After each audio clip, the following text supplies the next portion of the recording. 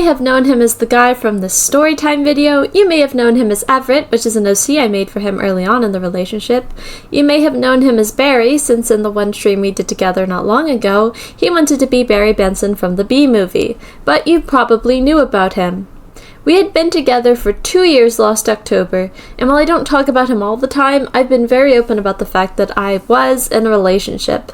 The conversation I just shared with you led to a phone call a few days later, where he told me that he wasn't fully on board with the LGBTQ+ community. For reference, I'm closeted. I'm not very open about my gender identity in real life because it's not really the best option for me right now. I met him in class in the Christian college that I went to. As you can imagine, it took me some time to open up about it, but I did. I came out to him the summer after we got together in the fall. I would have understood and even expected him to break up with me then, but he didn't. He told me he supported me, and for all this time, I didn't doubt him at all. It was a difficult decision to make. It's not every day I meet someone who's willing to sit there and listen to me read my Sonic fan fiction or watch my old YouTube videos, and not just willing, but happy to. I shared all my interests with him. I shared so many parts of myself that even I hadn't thought about in years.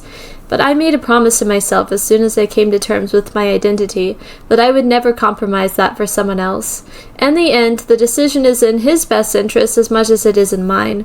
He wants a wife and not a husband. I want to be a husband just as much as I want to be a wife. And it really hurts to realize that, despite all the effort we both put into our relationship, it was doomed to fail from the start. I don't just bring this up to vent, although that's definitely part of it.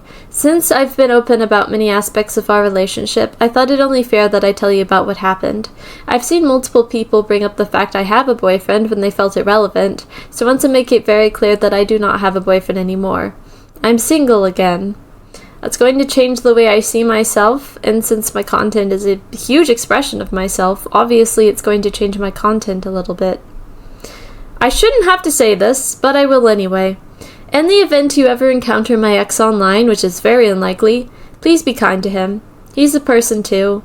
He may not align with my ideals, but he's never tried to change me, and has always listened to my perspective on things. I didn't make this video to paint him in a bad light. If anyone sees it that way, I'm very sorry. I'm not going to pretend like he didn't hurt me. He did. He apologized, and I forgave him. I don't say those words lightly.